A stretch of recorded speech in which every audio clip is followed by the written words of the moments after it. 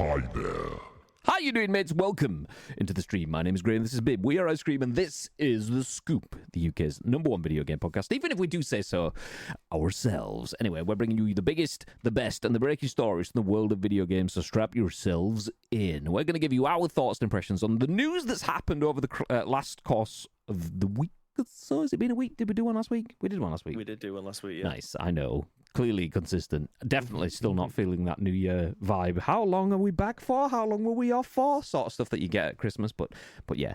Anyway, we are here to give you the biggest, the best, and the breaking stories from the world of video games over the last week or so, and we'll give you our thoughts and impressions on those stories. But if you are watching us live on twitch.tv/ice cream, please do feel free to get involved with your thoughts and impressions, and it's important that you do, because there's a lot of people that watch and listen to this show, but not live on Twitch. The live stream is turned into a podcast, a video on YouTube, and an audio podcast on iTunes, Spotify, Google Play, and Amazon Music. There we go. Nice. Got there eventually. There is no SoundCloud in there. Get out of here, SoundCloud. So yeah, please get involved. On-demand listeners get all of the stuff, but they don't get to chat like you guys do. So please feel free to do that. Before we jump into the news, a couple of talking points. The first one is we didn't do the loot drop. Mm-hmm. So yeah, we'll do that today. We said we'll do it last week, but we didn't, because fuck you guys. So Don't worry, the names are all still safe. The people who were still subscribed, I still have the export from it, so you wouldn't have got lost anywhere. It was still done. I've still got it. Yeah, we've just been busy. So yeah, this afternoon we will do the loot drop in the Discord. So for everyone that was a sub on the first Monday of the month, which I think was last week's Monday, then, or Monday before, 6th? No, we were off 6th-ish. Oh, whatever it was. Then yeah, you will be included in drawings. Good times, good times. For now, though, we do have a few stories to talk about, so we'll jump into the split screen. 3 years. 3 years streak Babby. 3 years streak Babby. Neil, thank you for the 36 months and 3 full years. Subscribe to the channel. Yeah. What a guy. What a guy. Do you know what, Neil? For that, I'd let you apply to be back in the ICU clan. I'd refuse you straight away, but I'd let you apply for 3 years. Thanks, mate. Thanks, mate. So, yeah, we have a couple of stories to talk about today. First thing, though, is... It's finally happened, babe. Was. The Nintendo Switch has a sequel. Yes!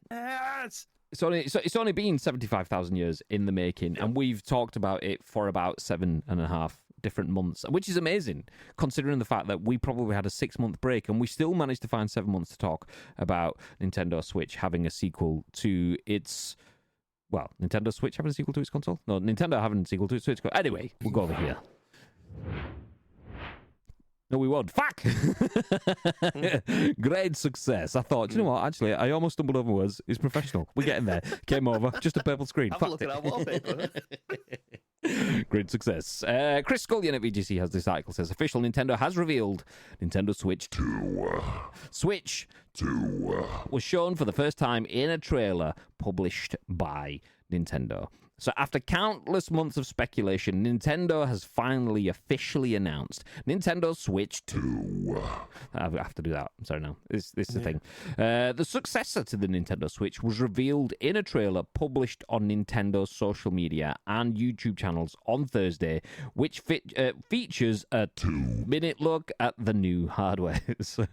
As previously suggested by previous leaks, the Switch 2 looks similar to the original console, with the same layout of a screen surrounded by 2 Joy-Con controllers. However, this time the controllers appear to connect with a powerful magnet, making it less likely that they will loosen and slide apart from the console over time, something current long-time Switch owners are now experiencing. The Joy-Cons also now appear to be black, with the colour appearing under the sticks at the side where they're connected to the console and on their removable side grips. The hardware will also come with a longer stand with a wider tilt, which lets it lie almost horizontally.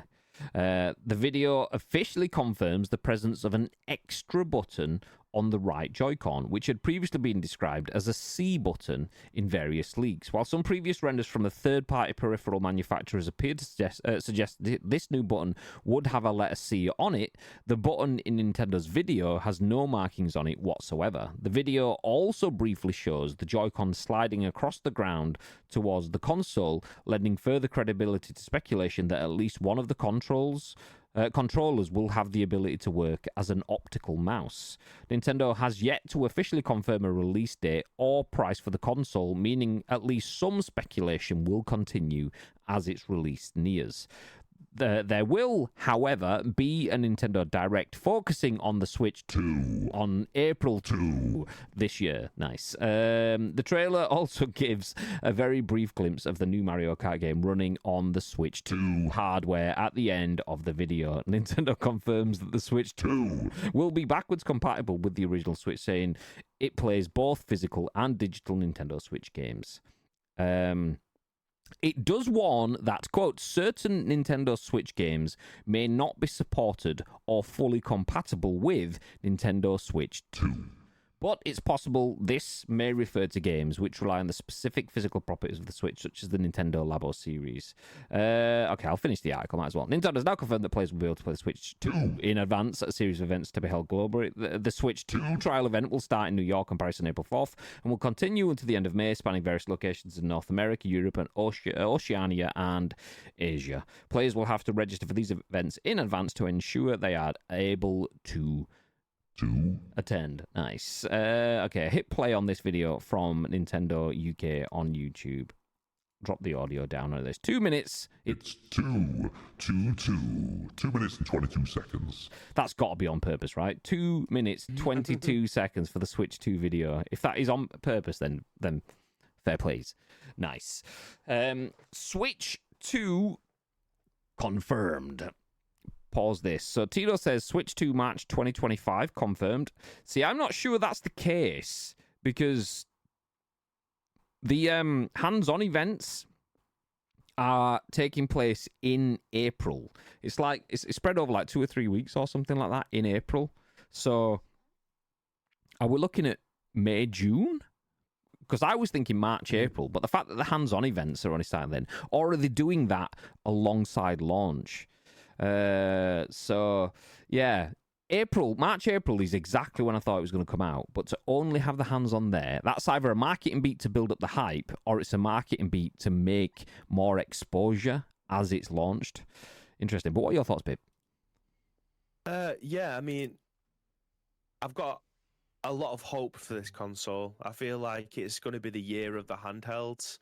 I feel like there might be potentially a new Steam Deck being announced at some point this year as well. I did see yesterday, actually, when I logged in on Steam, saying that the Lenovo Go 2 is actually powered by Steam. Like, it has a Steam OS built into it now as well. Yeah. So I feel like they're just going to start rolling out these other handhelds at the same time as this, which is obviously great because they are becoming a lot more of a viable option when it comes to playing AAA titles in the best way possible. Like, obviously, the original Steam Deck is the resolution, is it 800? I just want to point out for anyone that's watching this and can hear noises, I'm playing the Switch video underneath Baby Talking. So if you're wondering what the whoop stuff is and you don't see the video, that's what it is. By aliens. I actually can't remember what the resolution is for the Steam Deck. It's either 720 or it is an 800-ish sort of region until you dock it when you get full 1080-ish. Yeah. Stokes, thank you for the raid, mate. Welcome in. Sorry, as you were saying. So yeah, I feel like we are getting to a point now where it is just becoming not necessarily your go-to consoles when you're thinking, right, this is what I'm going to be playing tonight, and this is where I'm going to have the best experience. The Nintendo Switch is known for its IPs. It's known for its revolutionary games, shall we say, and this console itself essentially has paved the way for the likes of the Lenovo Legion and the Steam Deck and all the other handhelds that are all coming out, because the fact that you can play it in your hands and then also dock it and play it on your big screen as well, that is unbelievable piece of tech. Like, to be able to play anywhere essentially. I mean, you can buy little dongles. You don't have to carry the big docks that they come around with that followed the console way back when. You can literally buy a USB-C cable that you can plug into the bottom of it that has HDMI support and charging pass-through, and you're good to go. It doesn't have to be these big pieces of hardware now. It is literally a portable, smaller version of any console that you get. Like, obviously way smaller than the PS5, but it's not as powerful as the PS5. We haven't seen any specs of what this can potentially do yet, so we can't really compare as to what generation this is going to stack up to. It certainly isn't going to be a PlayStation 5 Series X kind of graphics that you're going to be getting from it. You're probably looking at like maybe mid PlayStation 4, Xbox One graphics. But Nintendo have never really been about the graphics, they've been about the games and the experiences that come along with it. What did make me piss yesterday, though, is if they would have shown Mario Kart 8 again. That would have been incredible. Like, here's another version of Mario Kart 8 that's been sold over the last 3 consoles. Mario Kart 8 Deluxe Plus Ultra for the 2. So, I mean, I'm all in with this. I can't wait to see more of the Nintendo Switch. I still play my Nintendo Switch to this day quite frequently. So, the only thing that I'm disappointed about, and I don't know why I'm disappointed about it, because it's never something that they unveiled. It's never something that they talked about. It's a mock-up that someone made that we actually shown last week on this channel of the Joy-Cons. The Joy-Cons were always a sticking point with me until I got my Hori split controllers.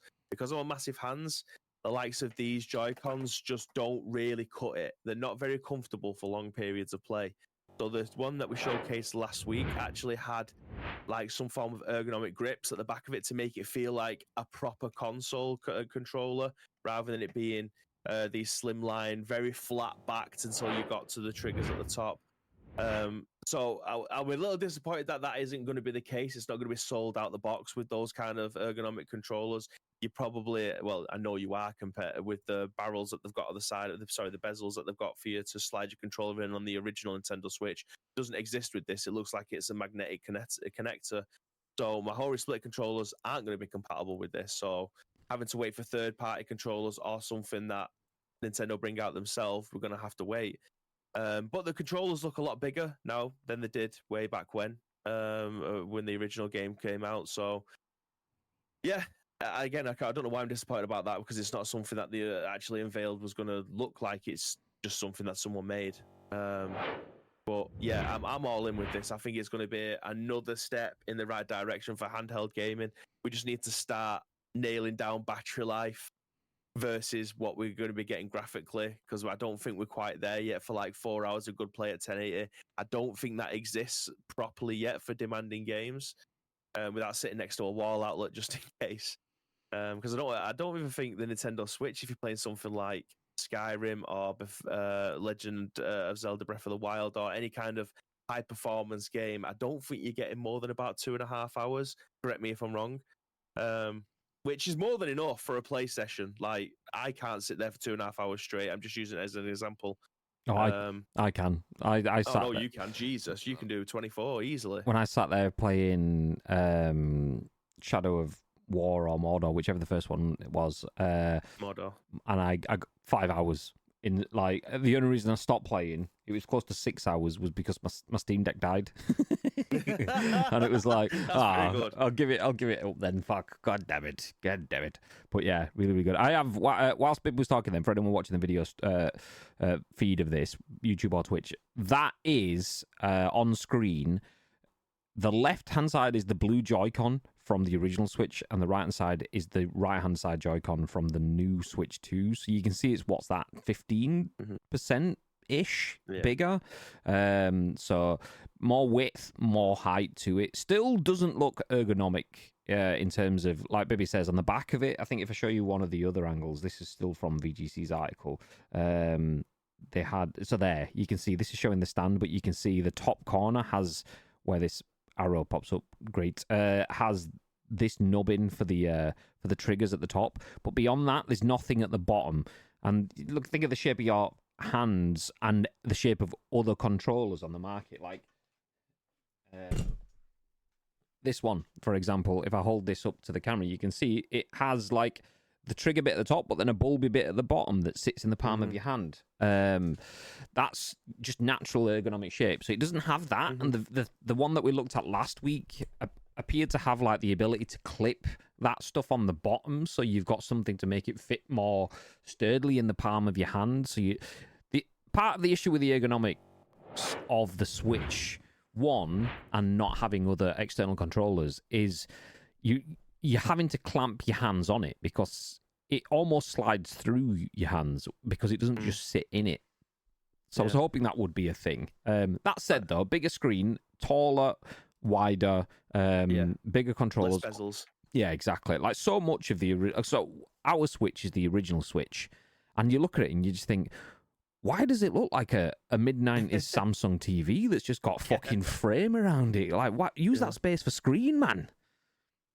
Yeah, I mean, even the Steam controller, which I've got here, which I think I was probably one of 5 people in the world that ended up getting one.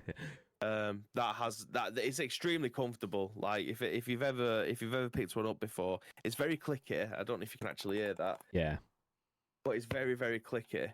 And it is genuinely a terrible controller, but it's very comfortable.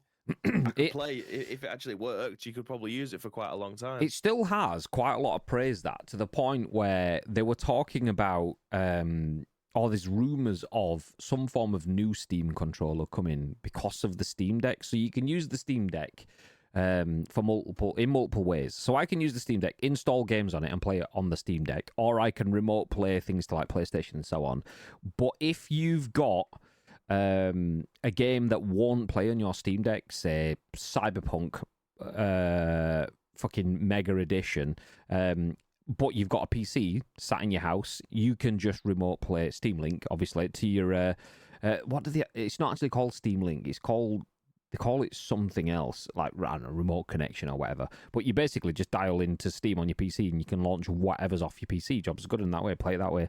So I did it the other week with PES 2021, forgetting that I don't launch PES 2021 through Steam. I launch it through Cider or whatever it's called. So I was like, fuck, I need to figure out that. It'd be really easy to do. I don't doubt it.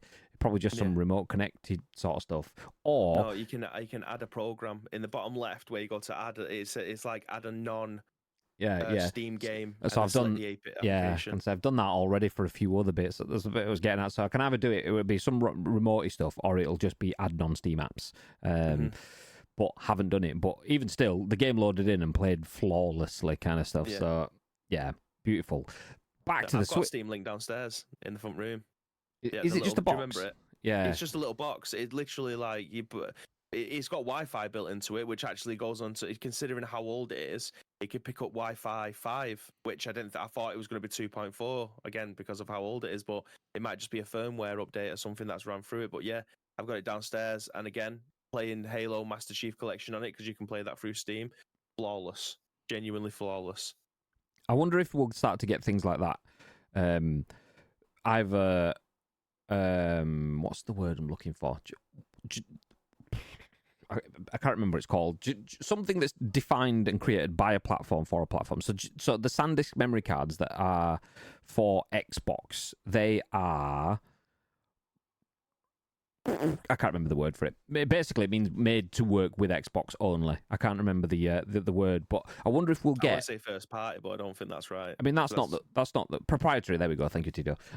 So I wonder if we'll get proprietary Steam Link for Steam, Nintendo Link for Nintendo, and stuff like that, or whether we'll just soon be able to just do all of that sort of shit from every device remotely, properly, because like, using your Switch to just dial into your PC, play PC games and so on. That's the fucking future. And that's why things like the Steam Link, the Steam Deck are great for me. The fact that I can play on my PlayStation, not through PlayStation, through using external apps like Chiake, and I can play on my Xbox through external apps like XB Play, and it works flawlessly, is incredible. So just it takes the piss out of my spelling, Bob, at least I know my words. Lol. Alexa, define Tito. I'm stopped talking then because I wanted to listen to see if she actually started trying to define it. Yaron. Totally did that on purpose. Yeah, of course you did, mate. Of course you did, mate. Of course you did, bub. Nice. So yes. Anyway, back to this though. Nintendo Switch. So there's a few bits. So it doesn't have ergonomic Joy-Cons, like Tito said. Bub, there we go. No. What he did say was, I know it's not innovative in any way, but for me, ergonomically speaking, the Xbox pad is elite, which you get. I completely get.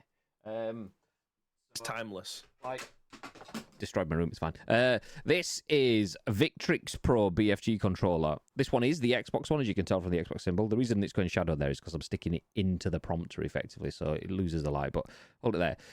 So this is an Xbox controller. My PlayStation one is shaped exactly the same, but it is more Xbox shaped. Don't actually have an Xbox controller up here now because I was playing on my Xbox over Christmas, so it's downstairs. But yeah, it is more Xbox shaped, whereas... Fuck knows where my DualSense controller is. I must have lost that bad boy. Oh, it's in here. I can show mine on screen. Context. Sorry, I got it as well. Okay. It's because mine has this on top of it, so I was using it to. So I've been doing a lot of remote play testing recently. So I've done Backbone, which is obviously peripheral that straps to the back of your phone, using your phone for remote play purposes. So I've used the Backbone. I've then used the remote play app on an iPhone without a Backbone, because the Backbone controls are a bit like Switch Joy-Cons. They do the job. Bit shit, really. So use this, which is effectively just a clamp that you put your phone in here, clamp it in, and you sit and stare at your phone screen, and you've got it attached to a proper PS5 DualSense controller. That works really well. For a bit. Beyond that, it does actually get quite weighty. With a full-sized phone and a controller, you kind of like that. So you're trying to fight up. So you end up like having to get a cushion or something underneath it to just hold it up so it's comfortable. But it's better to play with. So the good thing about this, though, is you do get the ergonomics of this. So I do really like the shape of a DualSense controller. Like, very, very much so. But I agree with what Tito's saying. I don't believe there is a one-size-fits-all controller, naturally. It's like anything. When you get down to it, different things... People prefer different things, and things are just better for different people as well. So I like the shape of an Xbox controller. But what I like about the PlayStation form factor is it's longer like that. It's got more of a shaft to it, mate. Which... Because my hands, I've only got little hands. A big wedge of a controller, I feel like my hands are just kind of like, you're like holding a watermelon. You've got it in between your hands, but you're not closing your hand around it kind of thing. I don't want to hold on to a watermelon. I want to wrap my hands around a wiener sausage. That's what I want kind of thing. So I feel like I've got a bit of grip. So on a PlayStation, I get my hand around it comfortably. Whereas even on the Victrix, which like this one's nice because it's got a bit of weight, a bit of width to it, but not too much. My fingers just rest nicely on the triggers behind it perfectly. So that's why I like the Victrix. What he say? Wiener sausage. So yeah, like, but back to the Switches, I still think that's a little bit of a problem. Like, if I go back to this image, bring it on screen for you boys and girls. So, babe, talk to me about this. You know this a bit more than me because you have a Switch and you play it. I have a Switch and don't. Yeah. So we have the screen. We have the Switch in the dock. We have the two controllers on. Is that the charging stand? The dock. Is that, yeah? So like the controllers, the two Joy-Cons, are they in the charging dock? Is that what that is? Oh no, that's in that. Do you remember that little plastic handheld thing that you got? No. You can use it as a controller. Is that what that is? No, yeah, so inside the box, it's a controller that's got space either side for you to drop the Joy-Cons in for you to be able to hold it like a proper controller. Again, made for tiny hands. Like, that is the most uncomfortable, unbearable controller peripheral thing. It's great for free, because obviously you get it with it, until you go and buy a pro controller or something of that ilk. It just didn't work for me at all. You couldn't get your fingers far enough underneath it. You were basically holding it like... Yeah, you couldn't. You're carrying a stack of plates underneath. Yeah, literally. Like, you was washing the pots. That's how you'd hold it. Well, so looking at that, then, so it at least has that arm sort of like concept, like the mass that you can hold on to. So you think, okay, we're getting somewhere like that. But looking at that, then you realise that that's something that's needed for comfortable play. You've had it in your design for 10 years now because it was on your last Switch. Why isn't something like that built onto the actual Joy-Cons as standard? Like, where had... What?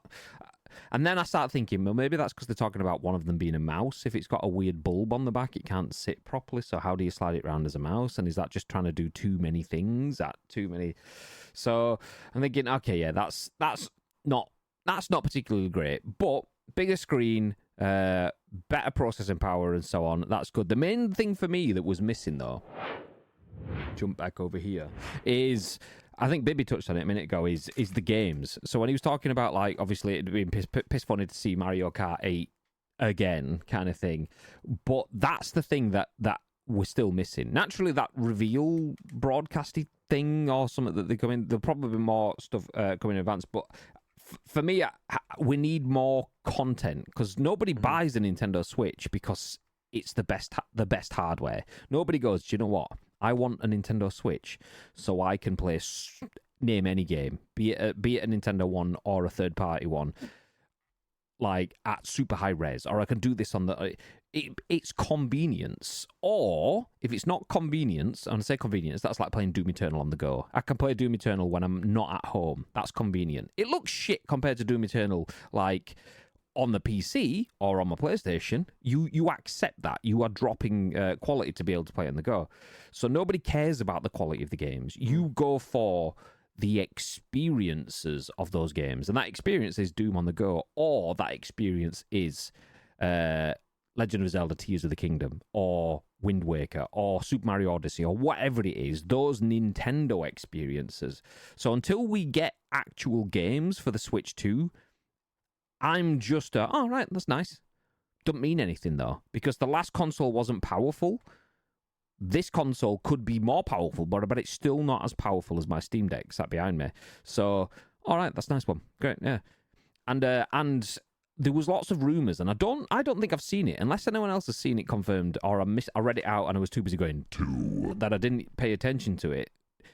They didn't say the screen was OLED. And the first Switch launched with a normal screen. That's what I've got.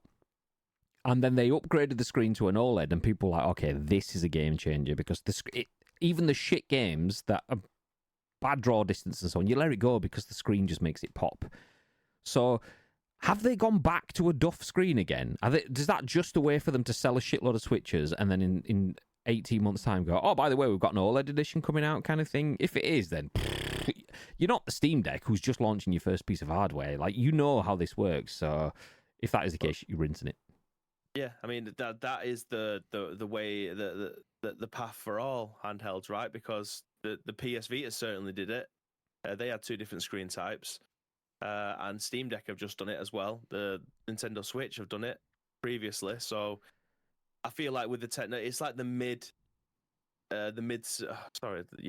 midway console change where you always get a pro version of the console. I feel like that it's an easy way for them to be able to spin it.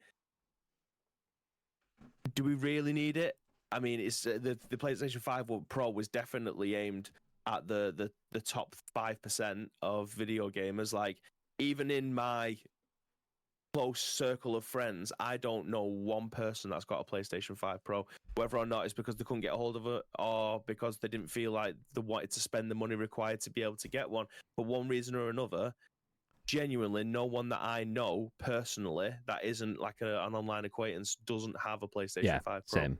Like, the thing is, though, is I'd say that's different. And even the examples that you listed, like the PS Vita got an OLED screen because the technology became affordable and available. That's obviously 1,000 years ago now.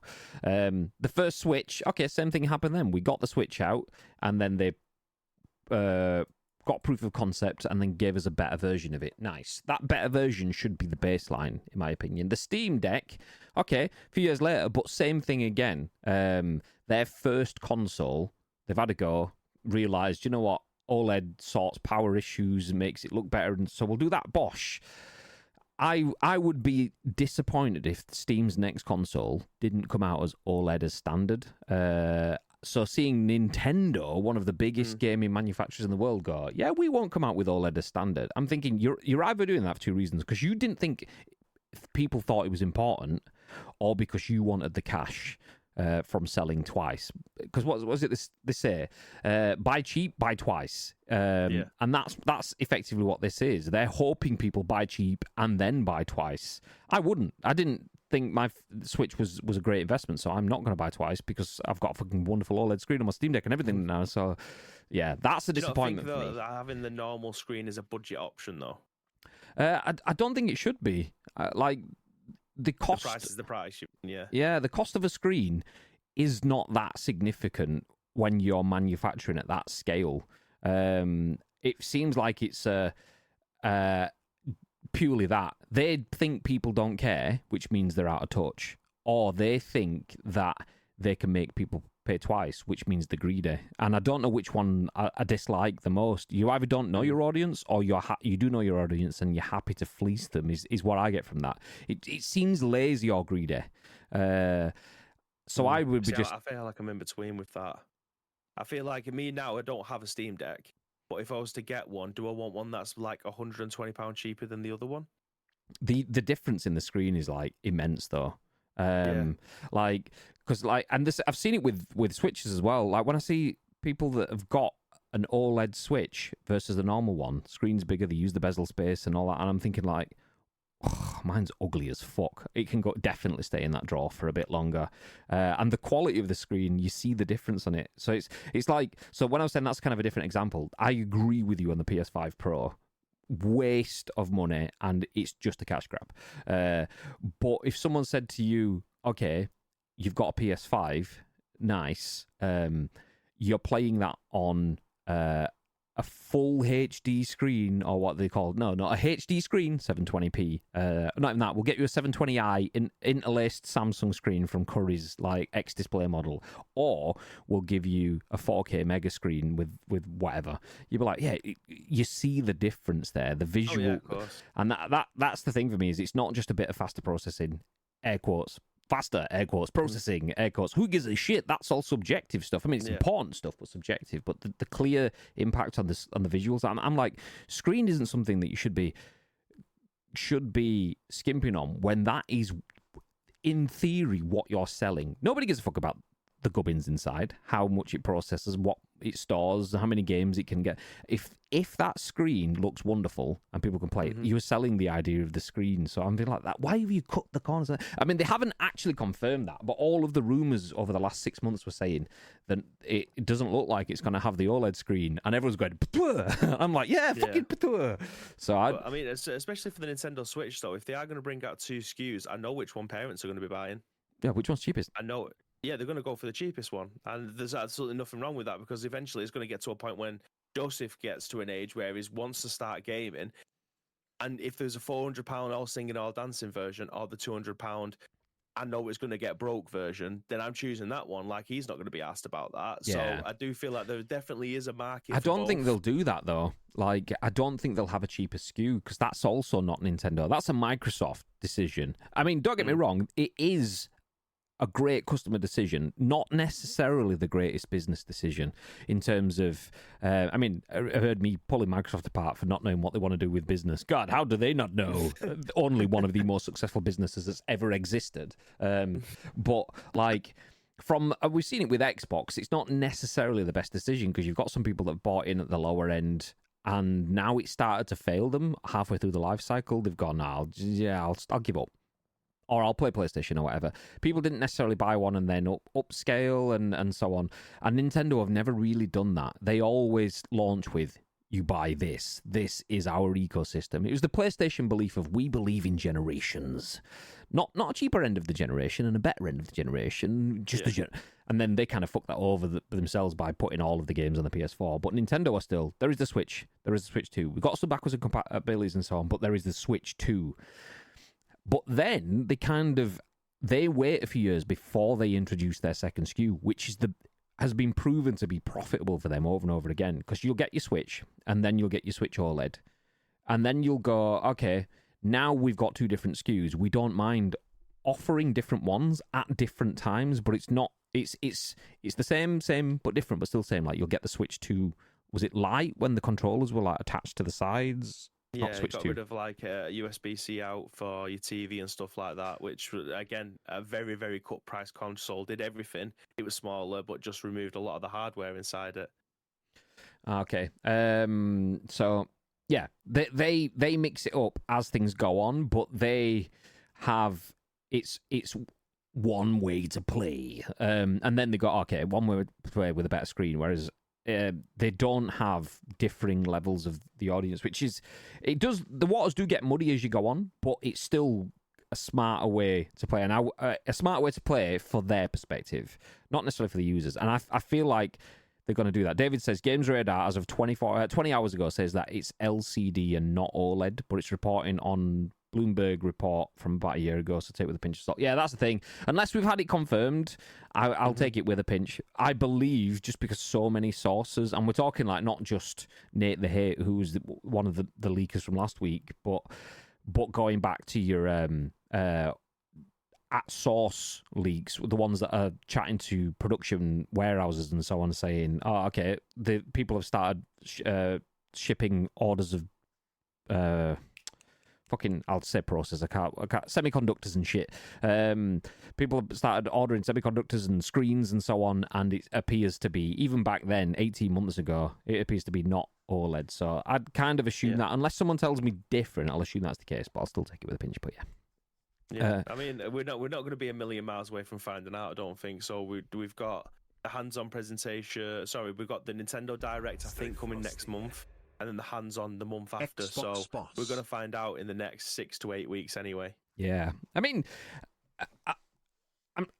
I'm trying to tamper my positivity. The fact that we've got a console, another portable console with more hardware, more power, should I say, not hardware, more potential, happy for it. I'm just trying to tamper that by not getting super excited, which is, okay, show me the games. What is there going to be new games? Because if there's not going to be new games, why do we have a new Switch? Because that's what it's about. And then, okay, nice, great. Can we speak to Hori Split? And can we speak to Hori? Can we speak to Razer? And the other people are going to make it fun to use, please. Thanks, mate.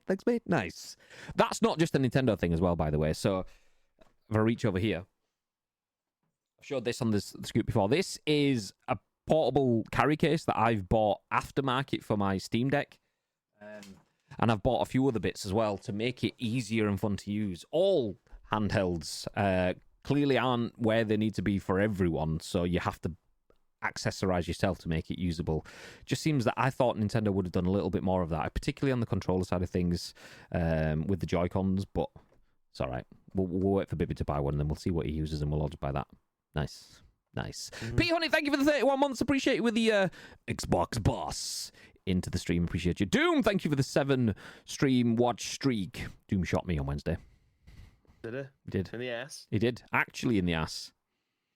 It was funny. Did you find him on the battlefield? He found me. We were on the same team. Oh, no, this is not making sense. It was funny because I completely forgot about it until yesterday, and it was in the office, and I heard Nacho say my name, and I was chatting to someone. What did you say my name for? He was like, "Oh, we're just watching your stream from last night where Doom shot you," and then he put it on, and we're playing with a bunch of rats. That have like parachuted onto one of these fucking mega stack things. It's an in-game beef, and we were just like, okay, well we're pinned in between 2 teams of rats, but just kind of here on the side, so we need to figure out what our best course of action is. And I'm trying to wiggle to get head round the corner, see where they are, and then Doom goes to shoot his SKS at one of them, and just as I stepped to look around the corner, he shot me in the ass. But it wasn't just the shot in the ass; it was the afterwards that followed it, and Nacho was like, it's not even the shot, it's the sigh. I was like, it's not being shot though. It was that I'm thinking we're stealthy. Nobody knows we're here. We can shoot. Bang! No, fuck! So yeah, basically I was fuming. Fuck that guy. Yeah, I'm getting that sigh as my ringtone. I'll do it. I'll get it clipped. I'll run it through a couple of AI bits. Get rid of all the background noise so you can just get like. Nice. Okay, jump back and catch up. Steam Link because 80. Do you know what? I don't know. I've seen that a bajillion times, but I don't know how you actually read that. Is that 802.11 AC? Is that 802? 0.11. I don't know how you say it. Like, so I'll just say Wireless N was the first version of Wi-Fi to use 5 gigahertz. There you go. Nice. Razer Kishi is still elite for me. Those clamps that have the phone at the top are unbalanced. The backbone is really good. It's just very Switch-esque in its roundness. So the Razer Kishi definitely has a better shape to it, in my opinion. What'd he say? You've never played with the OG Xbox controller, then? Sheesh, that was a whole lot of grief. Yeah, I mean, that and Nintendo 64 controllers were not my jam. They were just fucking... Yeah. They were like playing with fight sticks as controllers. Not for me. Not for me. I've got little hands. No, thank you. No, thank you, mate. Neil screams both. Oh, that was the... I don't know whether they're lazy or greedy. Yeah, so a little bit of that for me. But Nintendo just makes some strange choices. Sometimes. Frau, how you doing? Welcome back. It's been a while. How are you, mates? Ooh, shake that ass. Watch yourself. Shake that ass. Show me what you're working with. Nice. Anyway, so that has been the first story. Official Nintendo Switch 2 has been revealed. Are you going to get one, babe? Yes. I definitely will. Whether or not it's going to be launched, not sure. I'm definitely not just drinking. Nice. Okay, well, we'll move on from that into our next piece of news then. Oh, David says 80211 is typically how it's said by most people. There you go. Would never have got that, I don't think, because there's a dot or a point in the middle of it. Do I ignore this exists now? I don't know. Goddamn. Chris Scullion at VGC. Next story. Sony has cancelled 2 more live service games, reportedly including a God of War title. Sony has cancelled live service games in development at Bend and Bluepoint. Oh, that's interesting. Bend Studios. We've not heard anything on them. Obviously, this conversation around Days Gone and so on. I'll shut up now because it might be in the article. I've not read this yet, so I'm learning as you guys are. So we'll go again. Mm-hmm. Sony has cancelled 2 unannounced live service PlayStation games, one of which is believed to have been a God of War game. Bloomberg's Jason Schreier reports that Sony cancelled live service games in development at Bend Studio and Bluepoint Games. I'm actually going to mute for a second. Do you want to continue reading this bit? My phone's ringing. Let me give me a second. In a bit. While Schreier's article doesn't describe the games in detail, he then took to Blue Sky to confirm that the game Bluepoint was working on a live service God of War title. Sony's spokesperson confirmed that both the games had been cancelled and, in quotes, following a recent review, but stressed that neither studio would be closed down as a result of these cancellations. Bend and Bluepoint, this is in quotes by the way, Bend and Bluepoint are highly accomplished teams who are valued members of the PlayStation Studios family, and we are working closely to each studio to determine what are the next projects, they told Bloomberg. There's a tweet embedded in here as well. I don't know. I can't see if Graham's scrolling. Oh, he's back. There we go. I wasn't scrolling, but I've just caught up. Do you know what? I was trying to listen, but I was on the phone. Basically, my car's good to go. Nice! But nobody needs to know that. But I was trying to listen so I can keep up. But I'm going to do the awkward thing now of make Baby read it and then read it again. So, great. So while Schreier's article doesn't describe the games in detail, he then took to Blue Sky to confirm that the game Bluepoint was working on was a live service God of War title. Sony spokesman confirmed that both games had been cancelled, quote, following a recent review, end quote, but stressed that neither studio would be closed down as a result of the cancellations. Quote, Bend and Bluepoint are highly accomplished teams who are valued members of the PlayStation Studios family and are working closely with each studio to determine what the next projects, they told Bloomberg. There we go. That's the bit that Bibby's just been through. Yeah. Now we're on to the embedded tweet that we was talking about, or what we call them? Skeets. That's what it is. Skeets. Embedded skeet. God damn. Get rid of this advert because that was massive. Breaking. PlayStation has cancelled 2 more live service games from subsidiaries Bend and Bluepoint, Bloomberg has learned. Fans have long wondered what Bluepoint has been working on for the last couple of years. I can report it was a live service God of War game. And then a link to a Bloomberg article. Bend Studios' last game was 2019's Days Gone, which had released to a mixed critical reception. The studio posted a job listing in March 2024 looking for a lead project manager with hands-on game development experience in leadership roles shipping AAA live service games, end quote. PlayStation acquired Bluepoint in September 2021, almost a year after the release of its last game. A PS5 launched a remake of Demon's Souls. The studio hasn't released anything since then, though it did provide support work during the development of God of War Ragnarok. Last June, Bluepoint president Marco Thrush said the studio, which was best known for its work on remakes and remasters, was aiming to work on original content going forward.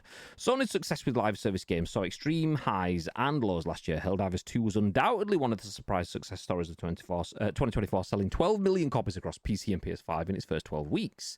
On the other hand, Concord has to go down as the biggest failure of last year, with Sony pulling the game from sale and taking it offline within just 2 weeks of its release. Thinking. Boom. Nice. Oh, so, okay. So, Sony has cancelled 2 live service games. Reportedly, one of them was a God of War game. The games were apparently developed at Bend and Bluepoint. Bend, naturally, Days Gone developer, not made a game that's hit the shelves, at least, in 6 years now. Whereas Bluepoint, similar sort of time frame. They've not had one since the launch of the PS5. What are your thoughts on this, Mr. Bibb? Don't know what a live service God of War game would look like. And I feel like they've probably done the right decision by binning that. Because it's always been quite rich in storytelling. And I know live service is a nice, easy way to consistently get money through the door. But I believe if you was to just make another God of War game, you'd probably get just as much. Because if it stinks on launch, then no one's going to continue playing the live update.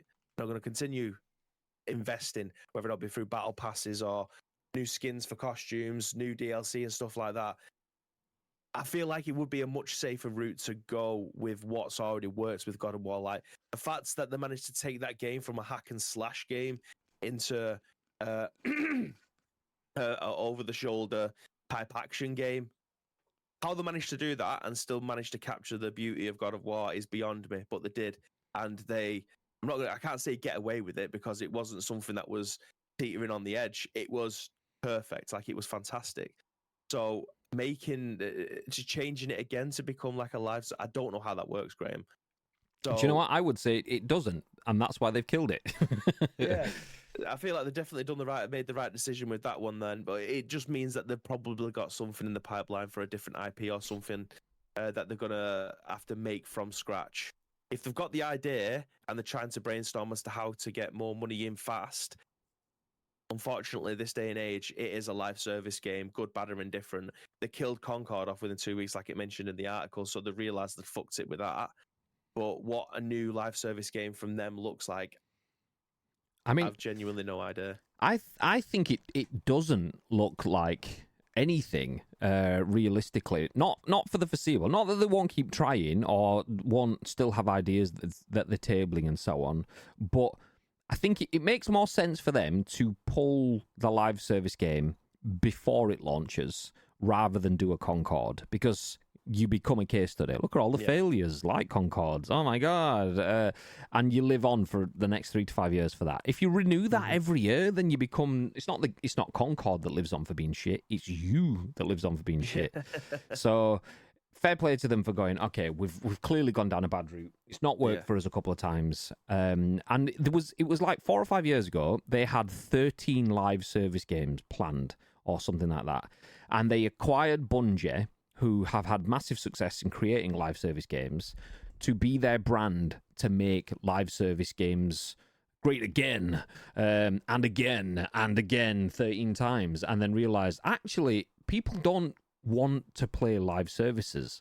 People want to play great games. So just shoehorning live service into anything and everything does not work, as we saw with Marvel's Avengers. Great, you'll get one of the strongest IPs out there that's ever existed. Look at Marvel Rivals now. It's taken what I genuinely thought might have been a dead genre in the hero shooter Overwatch style, and they're smashing it. They've got a content plan that's giving a new hero every... what was it, a month and a half? Every month and a half, a new hero is coming to Marvel Rivals. So you'll get 6 weeks and you'll get I mean, I'll say Groot. Groot's already in the game, but we'll start. I don't know who's actually in it. I've not played it, so we'll say 6 weeks you get Groot. 6 weeks later you get Star-Lord. 6 weeks later you get Rocket. 6 weeks later we'll go to Silver Surfer or Wolverine or whatever. So new characters that you know exist from a massive universe and all these stories from comic books and cinema and cartoons in the 90s or whatever. You've got all of these into the game. That's live service when you are creating a great game and giving people access to the content that's not paywalled and not weird as fuck. Just going, do you know what? God of War's a great character. Let's make a lot of money off that.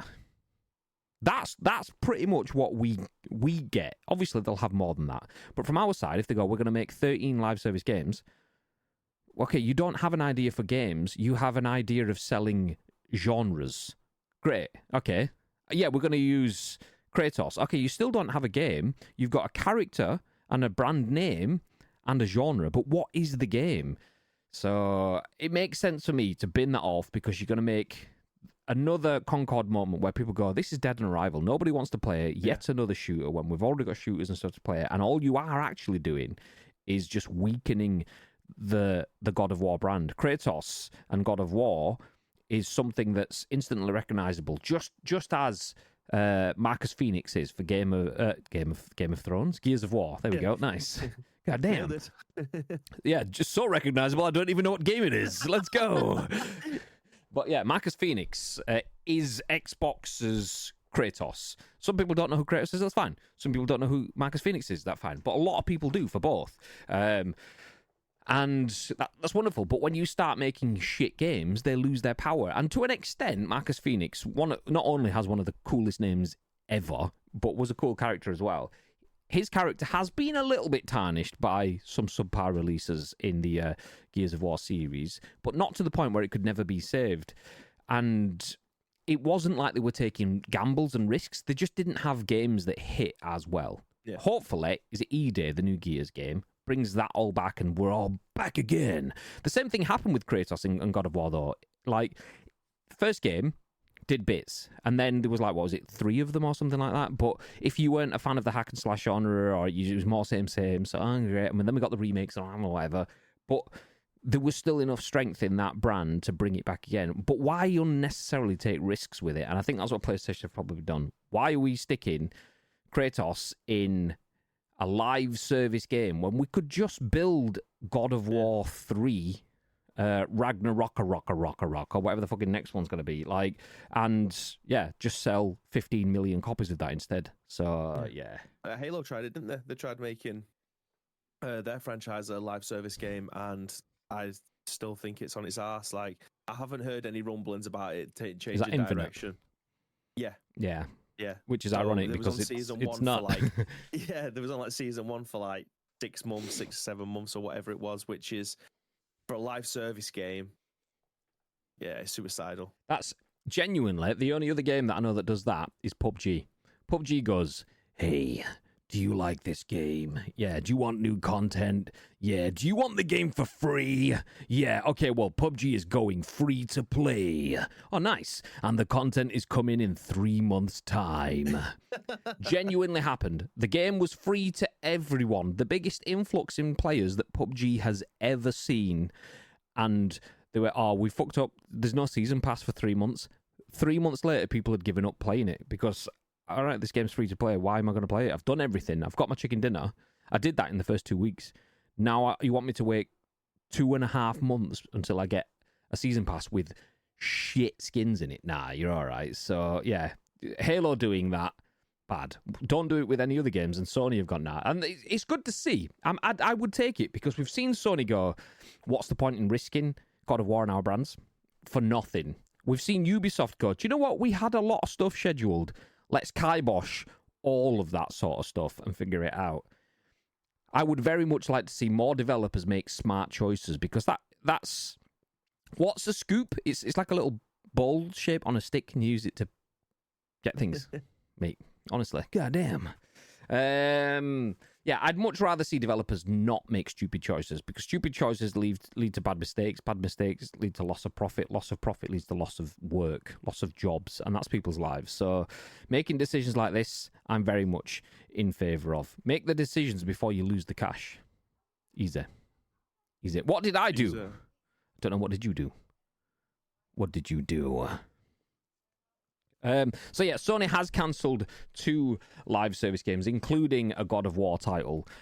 Games from Bend, which has been developing nothing that we've seen since Days Gone 2019, and Blue Point, which did it say it was Demon Souls or something? It was last on. So yeah, 2 big studios. I would like to see more from Bend, and it does kind of explain that they have been on something. It's just, how do we get 6 years later and they've only dabbled with some live service stuff that's actually a bit shit, so we'll get rid of that. For a studio that made a game, fair enough. Like, Days Gone didn't do what it probably should have done. And I say should have, not in terms of what PlayStation expected, because they probably did expect more, but should have just from the impact that it still has in and around people. The thing with Days Gone is it didn't do it at launch.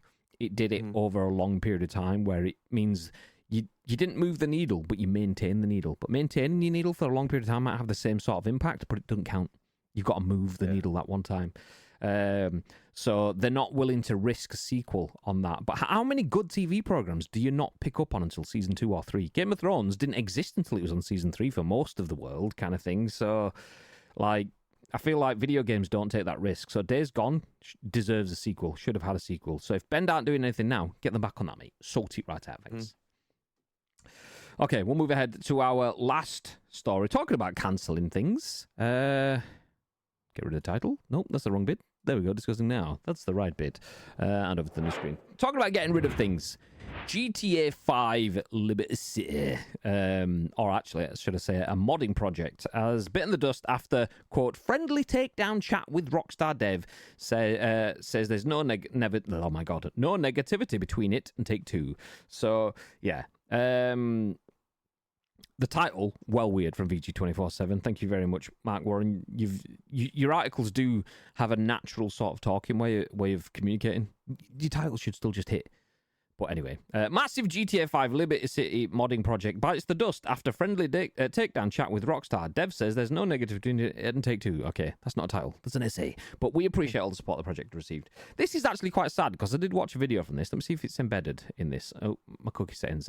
It might be in there, but I'll look at that in a minute. So a massive modding project which has brought a full recreation of GTA 4's Liberty City to GTA 5 has gone the way of most pedestrians who cross a street Michael, Franklin, or Trevor is happening to be driving down. After a conversation with Rockstar Games, which the mods developers have stated wasn't a DMCA, rather a friendly takedown, it's been pulled from the internet. Dubbed the Liberty City Preservation Project, the mod was released to the public over the holidays, having been in the works since 2018. It looked pretty damn cool and had clearly had a bunch of effort put into the details of the version of Liberty City. It let you fly out from Los Santos and wreak havoc in. Anyway, late yesterday, one of the lead developers on it, N. Kelman, posted this message in the Discord server of World Travel banter. The team behind the mod. Due to the unexpected attention that our project received, and after speaking with Rockstar Games, we've decided to take down the Liberty City Preservation Project. We appreciate all the games that support the support that the project has received, and we look forward to continuing to pursue our passion for modding the Grand Theft Auto series. Bummer, right? Rockstar's got a weird history when it comes to its attitude to modding, having done plenty of stuff like this before, so it's not exactly out of the blue, but it sucks. People can no longer download the thing this group of modders worked on, even if we've obviously got to take them at their word here that they were the ones who made the call and respect that choice. In a follow-up post put on the server after the team, quote, noticed a lot of misconceptions and theories surrounding our latest announcement, Kelman explained. This isn't a DMCA, rather a friendly takedown, mutually agreed upon by all parties involved. There is no negativity between us and Rockstar Games / Take-Two Interactive, end quote. They added that the World Travel Discord server, which been used as the place players could download LCPP from, quote, will be kept for future projects and community mods, but links to download the mod won't be allowed to be shared on it. They also advised against trying to get the mod via unofficial links, since these could contain malware or viruses. Okay, I'll stop there for a second. This absolutely stinks like a DMCA that's not a DMCA. Yeah. It's a friendly takedown, but please don't talk about it, and please don't share any links for it. I mean, we're not going to share it because we've taken it down, and if you want to share it, please don't do that either, because it's friendly, and they have had a cease and desist without a cease and desist. What they've done is they've got a very legal person in a very legal looking suit to have a very legal sounding conversation without it being legal. Hi, I'm Mr. Solicitor Man from We're Gonna Sue You Enterprises. We're not gonna sue you yet, but we could look at that if you don't do these exact things that we asked for. Just asking, not telling. You choose, mate. And they've gone, yeah, okay, fuck shit, yeah, we'll do all that sort of stuff, thank you, mates.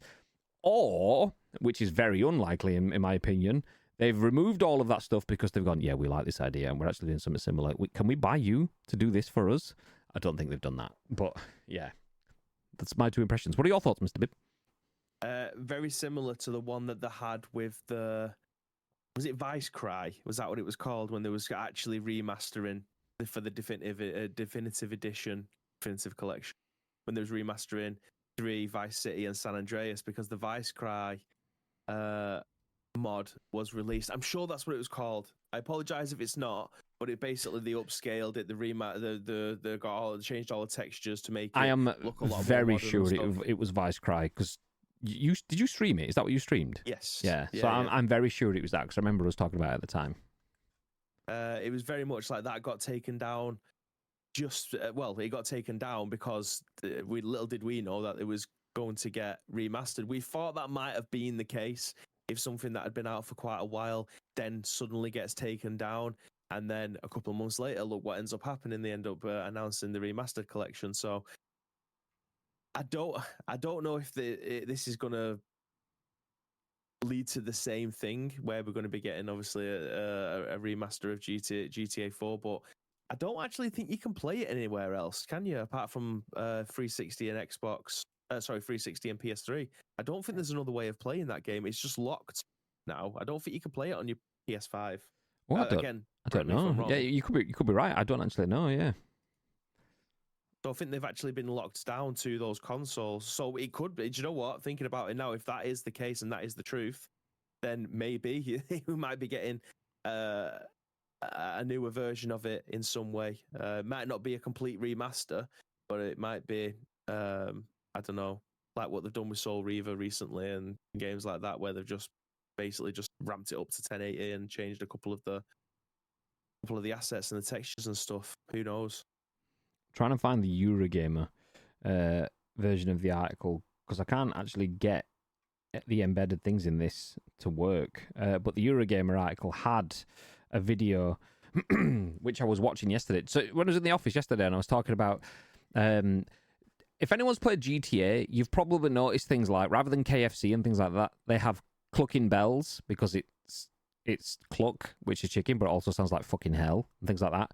But obviously, when it comes to stock exchanges and things like that, there's the NASDAQ, whereas in GTA, it's the Borsak. And I saw that yesterday and completely forgot about that one, and that one made me chuckle. I was looking at it. But the reason I was watching that video, and the video in question it showed some of the extent that the Liberty City Preservation Project went to make it not just be preserved, but allow it to be like a modern version of what Rockstar brought to the table with GTA 4, granted, a bajillion years ago. But, like, they hadn't just updated textures and made it look a bit more like GTA 5. They'd gone to the level of building in an entire underground network below the city that was fully accessible. So you go down as you would in any city that has an underground, go down the steps into an underground tube station, get on your train, feck off and come back up at another part of the city. That didn't exist in the game. They built that in themselves, and seeing that level of detail that they wanted the game to be accessible for numerous different reasons and accessible from the existing maps. So you've got your LA style of game and your Miami style of game, which we'll get in GTA 6, we assume, plus the New York style of game. Having all of that within the same sort of modding project means that not only is Liberty City, New York, being preserved, but people can continue to use that in future environments as well for like RP and things like that. So it's a beautiful project. But to see that level of work, they've been working on it for since 2018. to see that just get kiboshed within 2 weeks of it coming out is shit. And if it's just a case of this is our work, not yours, then this shows you like how bad Rockstar can be when it comes to engaging with your community. Like, how many times did they fuck up RP before they realised maybe we should start buying our own sections of this RP community so we can tailor it for our brand and protect it going forward? I wonder when we'll get to the point where they'll think, do you know what, certain mods actually make our community better, so rather than just pretending it doesn't exist, maybe we should start speaking to them and integrating their ideas into our content and workflow. Because you can be big enough to never fail until you fail. And that is where Take-Two are at with GTA. GTA 5 has meant that they don't have to speak to anyone or anything. GTA 4 was massive. GTA 5, phenomenal.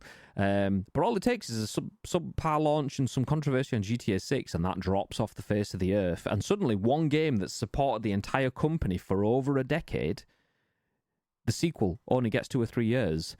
That makes shareholders shit themselves. The need for profit, all of the structure and things, and suddenly you start going, all these events that you don't turn up at. GTA doesn't go to E3. We'll do our own broadcast.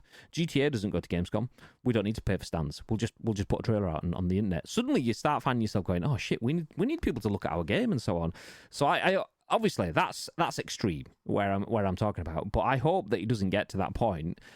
And I hope that this has been shut down because they've got their own plans for Liberty City that are imminent. Not because they think one day in the future, maybe, possibly, we might do another Liberty City thing. I mean, it kind of makes sense because GTA, apart from London, we've had LA, Miami, New York has been the centre points. The last game, LA. The next game, Miami. So the one after that, New York. You kind of think, okay, maybe they're protecting it for that then. But if we're on the current release cycle, we're not going to play their New York game until 2037. And I'm not fucking holding out that long. I will be. I'll still be playing games then if I'm still here, guaranteed. But pausing someone's modding for a 12-year-old game because you might do something for it 12 years in the future is a quarter of a century delay between people getting to play those experiences, which is gash. Yeah. Why not use the community in that 24-year period if you're not going to be doing anything? So I hope that's what they're doing. I hope it is the one that I said is unlikely. I hope it is they are going, okay, we'll speak to you about making this as a mod add-on for the next game rather than this game, rather than GTA 5.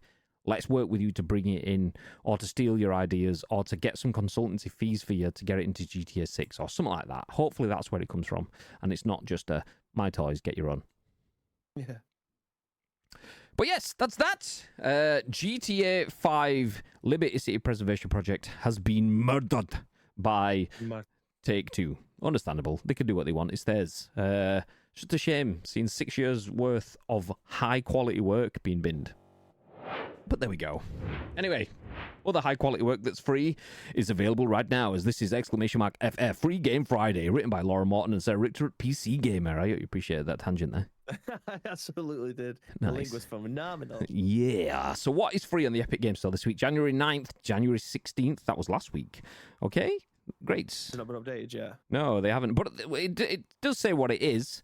So, yeah. Okay, we'll tell you about last week's games that you can't get. Turmoil. Great. But this week, you can get Escape Academy. What it is, nobody knows. But we know that's what it is. Nice. So, from January 16th until January 23rd, Escape Academy, which I can click the link of. I don't know what it's taking me to. An Epic Game Store link. Decline. We'll learn this together. Escape Academy is a Peggy 7 game, Tournament of Puzzles PvP update. Welcome to Escape Academy. Train to become the ultimate escapist. Solve puzzles, hack servers, meet the faculty, brew the perfect cup of tea, escape rooms in single player or co-op with a friend, local or online. As you can see here, this is free. Originally $15.99, free to download right now on the Epic Games Store. If you Storm. If you want it, go grab it. It ain't cost you nothing. And it's also not Turmoil, because that was last week's game. Thank you, PC Gamer. Let's go, babies. So, yeah, that is it from us. Pepsi fucking sucks, by the way. Got one free with a Workday pizza. I don't mind Pepsi. I don't I don't mind Pepsi.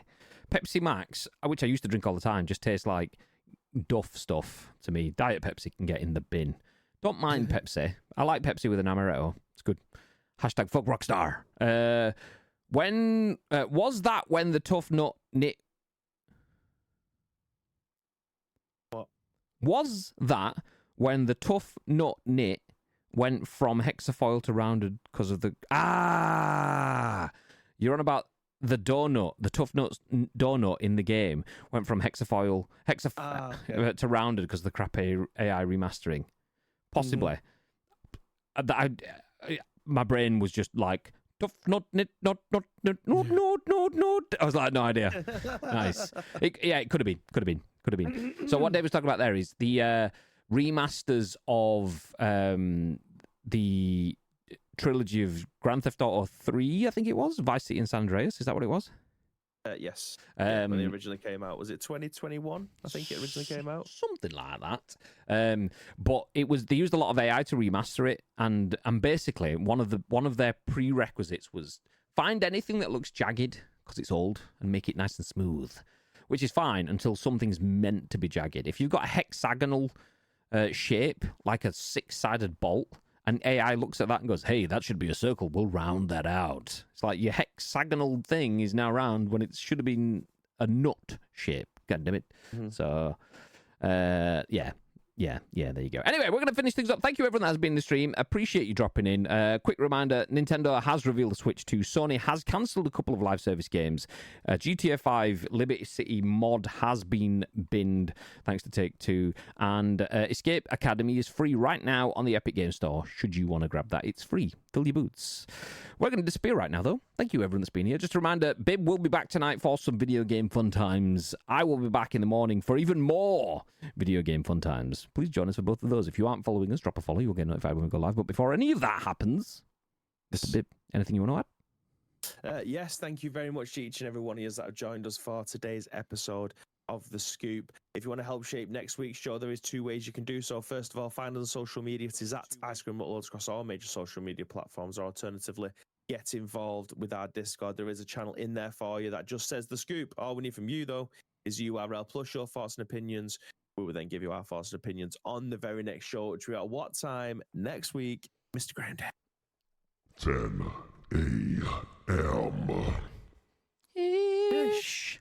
10 a.m.-ish. We go live at 10 a.m.-ish each and every Friday with a scoop. So please do feel free to join us then. As I said, drop a follow. You'll get notified whenever we do go live, whenever that will be. Speaking of drop a follows, please feel free to stay where you are. We're going to drop a raid on one of our friends. And if you want to drop a follow on with them, then that would be very much appreciated by both us and them. Until the next time we see you, have a good day. Have a good weekend.